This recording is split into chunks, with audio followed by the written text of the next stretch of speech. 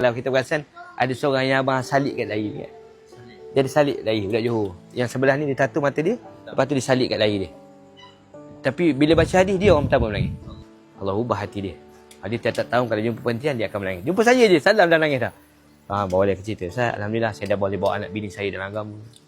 Guru ni memang hardcore belaka. Abang pernah ada ambil seorang anak buah abang. Dia bekas yelah lokap kan.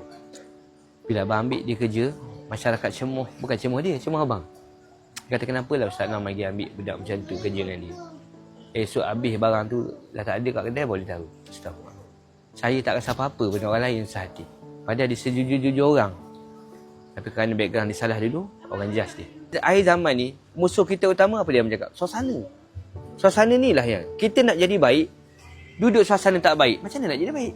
Sebab tu sekarang ni, bila kau dah belajar kawal nafsu kau, pijak kawal hawa nafsu kau, percayalah dik, kita selangkah lagi. Selangkah dah ada dah. Selangkah lagi.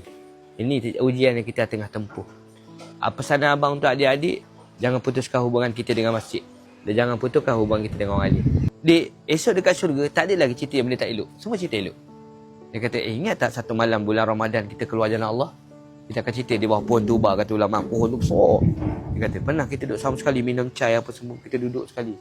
Dia kata, orang betul lah, gembira. Tiba-tiba, na'udzubillah min zalik, kita cari-cari, ada member kita seorang tak ada lah. Mana dia pergi? Minta pada ya Allah, mana sahabat kami ya Allah?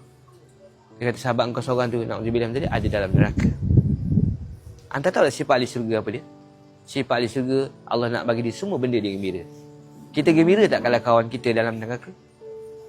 Jadi apa kita cakap? Ya Allah, selamatkan kawan kami dalam neraka tu ya Allah.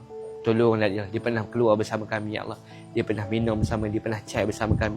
Dia pernah cerita kebesaran kau ya Allah bersama kami. Ya Allah, tolonglah ya Allah. Dengan rahmat kasih sayang, ambillah dia, masukkan dalam syurga. Ambil, Allah perintahkan malaikat, ambil dia masuk syurga.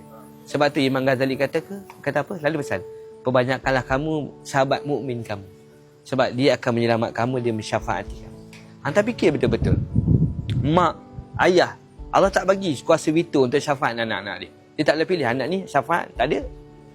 Allah bagi syafaat pada Nabi, ke Al-Quran, ulama. Tiba-tiba Allah bagi kawan, boleh syafaat kawan. Level mana kawan ni? Mana pernah cerita dalam syurga ada berapa pintu? Antaranya kawan-kawan mukmin pintu tadi tu.